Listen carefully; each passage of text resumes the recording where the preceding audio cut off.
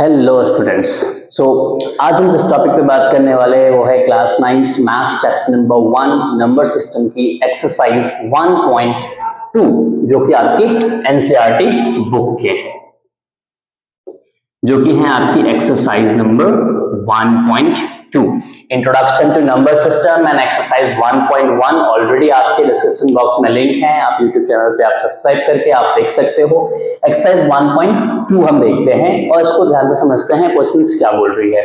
सबसे पहले क्वेश्चंस अगर एक्सरसाइज 1.2 में जाओगे तो आपको स्टेट ट्रू एंड फॉल्स कहा है एंड स्टेटमेंट में आपको क्या करनी है, जस्टिफाई भी करनी है, मतलब आपको रीजंस भी स्टेट करने हैं कि क्यों ऐसा हुआ। तो सबसे पहली जो क्वेश्चन है वो आपको गिवन है that every irrational number is a real number. आपको पहली क्वेश्चंस में गिवन है एवरी इररेशनल नंबर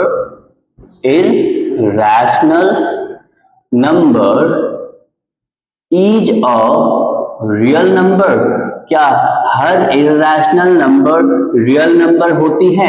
तो आप ऑलरेडी जानते हो, बहुत इसी तरीके से देख सकते हो, ये नेचुरल नंबर है, ये आपके होल नंबर आ जाते हैं, उसके बाद ये आपकी इंटीजर्स हो जाती हैं, ये आपके रैशनल हो जाते हैं, ये इररेशनल है और ये होल जो है वो आपके क्या होती है, रियल नंबर्स होती हैं। अब आप यहां से देखो, वॉच कर सकते हो बहुत तरीके say that every irrational number is a real number. Every irrational number जो है वो रियल नंबर के अंदर है, तो yes, obviously yes. Why? Because real number is the combination of all the numbers. So irrational numbers भी क्या है, आपके real numbers हैं। Is it clear? Now, second number question जो है आपकी given है that every point on the number line is of the form root m। कहा है कि अगर एक आपकी नंबर लाइन है और नंबर लाइन पे कोई भी अगर एक क्या है आपके रूट एम में वैल्यू है, क्या है आपकी रूट एम में वैल्यू है, तो रूट एम जो है क्या आपका नेचुरल नंबर होगा? ठीक है ना, आपको पूछा है कि क्या नेचुरल नंबर ही होंगे बोल करके, तो जरूरी नहीं है, ऐसा नहीं है कि वो चीजें नेचुरल नंबर ही होंगे।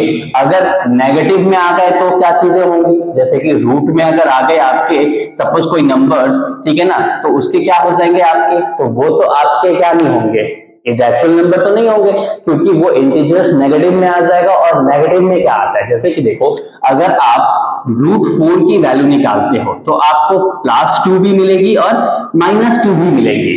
क्लियर? तो इस केस में क्या हो जाएंगे, ये तो हमारी नेचुरल नंबर है बट ये तो हमारी नेचुरल नंबर नहीं, ये तो हमारी इंटीजर्स है। सो इसके आंसर्स क्या हो जाएंगे, फॉल्स। ठीक है ना, ये नहीं हो सकता।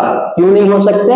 बिकॉज रूट एम की वैल्यू जो है वो पॉजिटिव भी रहेंगी और आपके नेगेटिव में भी हो सकती हैं। आगे क्वेश्चन कहा है आपको कि जस्टिफाई करने के लिए, तो यस, जैसे कि मैंने आपको एक नंबर एग्जांपल देके आपको दिखा दिए, तो वैसे ही कोई नंबर्स आप देकर दिखा दोगे, आइदर √4 दिखा दो या फिर √9 दिखा दो। क्लियर?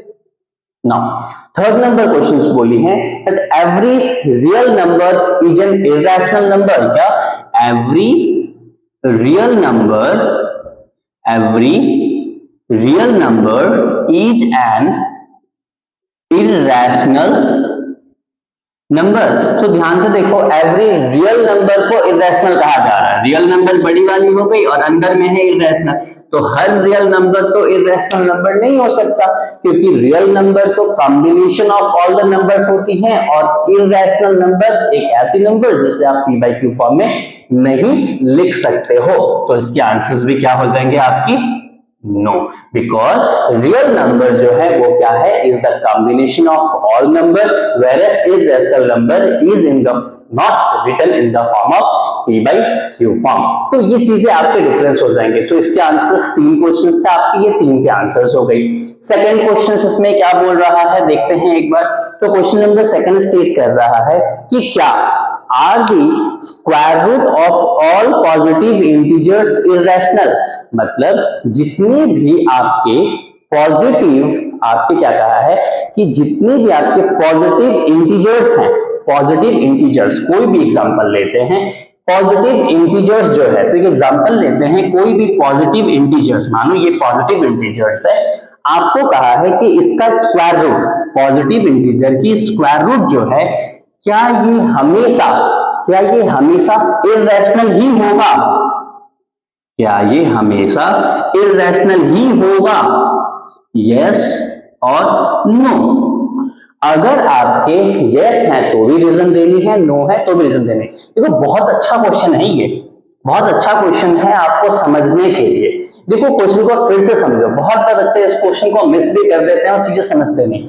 कहा है कि कोई भी positive integer, let it be as positive integer as 2, 3, 4। ये पॉजिटिव इंटीजर्स हो गए। अब पॉजिटिव इंटीजर्स की कहा है आपको उसकी स्क्वायर रूट, इसकी अगर स्क्वायर रूट हम निकालेंगे तो हमें जो आंसर्स मिलेगी वो क्या हमेशा इररेशनल ही मिलेगा? तो देखो √2 की हम निकाल नहीं सकते, √3 की नहीं निकाल, √4 की अगर हमने निकाला तो हमें 2 मिल गई ना, हमें 2 मिल गई, +2 और -2, तो ये क्या हो गई आपकी? ये तो आपकी रैशनल आ गई, ये आपकी क्या हो गई? रैशनल नंबर हो गई, because 2 can be written as 2/1, that is p/q form. तो क्वेश्चन कहा था कि क्या एक नंबर है जिसके पॉजिटिव नंबर्स के स्क्वायर रूट अगर आप निकालोगे तो वो हमेशा इररेशनल होगा? तो obviously the answer is no. इसके आंसर नहीं, हमेशा इररेशनल ही नहीं होंगे। आपके कई केसेस है जहां पे वो रैशनल भी हो जाएगा। आपको क्वेश्चन में आगे कहा है कि इफ नॉट गिव एग्जांपल, तो आप इसकी एग्जांपल दे सकते हो या फिर आप इसकी भी एग्जांपल दे सकते हो। आप क्लियर, समझ में आ गई? तो ये बड़ा अच्छा क्वेश्चंस था, इंपॉर्टेंट क्वेश्चंस भी थे, और इंपॉर्टेंट तो नहीं, हाँ लेकिन कह सकते हो कि क्वेश्चंस अच्छे थे अंडरस्टैंडिंग लेवल के लिए। Is it clear? आते हैं नेक्स्ट क्वेश्चंस में, that is third number. Third number question आपको स्टेट कर रही है, so that √5 can be expressed on a number line. √5 को क्या करनी है आपको? नंबर लाइन पे एक्सप्रेस करनी है। देखो √5 को जब आप नंबर लाइन पे एक्सप्रेस करोगे ना, तो किस तरीके से एक्सप्रेस करते हैं वो देखते हैं। देखो अगर आपको नंबर लाइन पे, एक नंबर लाइन है और इस पे आपको क्या करनी है?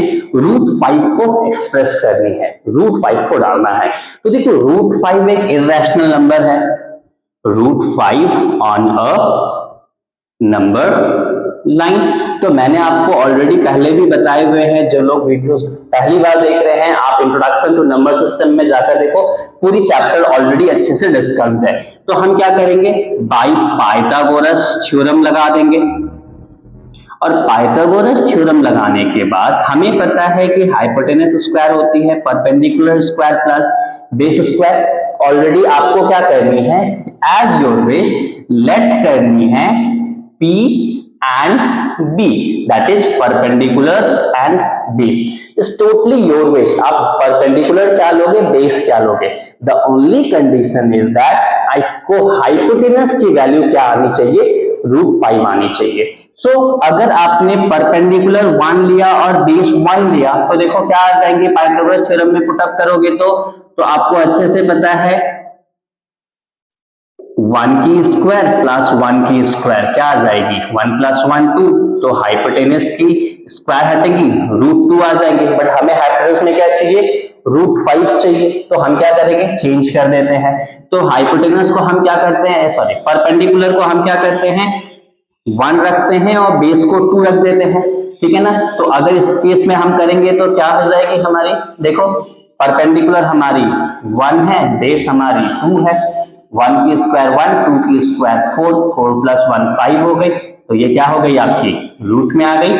ये देखो हाइपोटेनस √5 में आ गई। तो हमारी बेस कितनी है? 2, और परपेंडिकुलर कितनी है? 1। तो हमारी बेस 1 2, बेस हमारी 2 यूनिट हो गई। यहां से आप 1 यूनिट की क्या करोगे? आप एक स्ट्रेट लाइन ड्रॉ करोगे जो कि क्या होंगे आपके? परपेंडिकुलर। यहां से इसको आप टच कर दोगे जो कि 0 होंगी, कंपास की पॉइंट एंड पेंसिल की पॉइंट, और आप इसे क्या कर दोगे? ड्रॉप डाउन कर दोगे। तो ये आपको मिल गई √5, ये आपकी 2 यूनिट, ये 1 यूनिट। Is it clear? समझ में आ गया आपको कैसे करनी है प्लेस? तो पहले आपको इससे चेक करनी है, उसके बाद जाकर के आपको टेक करनी है। तो ये √5 जो है आपकी वो क्या हो गई? नंबर लाइन पे प्लॉट हो गई। नेक्स्ट क्वेश्चन देखते हैं। नेक्स्ट क्वेश्चन जो है क्वेश्चन नंबर 4, वो क्लासरूम एक्टिविटी है। सेम इसी टाइप ऑफ की एक्टिविटी है जिसमें आपको अलग अलग रूट्स जो है वो बनाने हैं। तो वो क्वेश्चन क्लासरूम एक्टिविटी है। तो एक्सरसाइजेस 1.2 में ये चीजें आपको समझ में आ गई। क्वेश्चन नंबर 1, 2 एंड 3 ये 3 क्वेश्चन ही थे और ज्यादा कुछ डिफिकल्ट जैसे इसमें कुछ थे नहीं। आई होप आप लोग को समझ में आ गई होंगी। जो बच्चे पहली बार इस वीडियोस को देख रहे हैं, प्लीज इसका जा करके आप इंट्रोडक्शन टू नंबर सिस्टम की पूरी वीडियो देखो। चैप्टर्स में सारे कॉन्सेप्ट्स डिटेल्स में डिस्कस्ड है, ठीक है ना। नेक्स्ट वाली वीडियोस जो होगी उसमें हम एक्सरसाइज 1.3 को डिस्कस करेंगे, ठीक है ना। तब तक के लिए आप इसे अच्छे से प्रैक्टिस करो, ठीक है। Thank you, bye bye.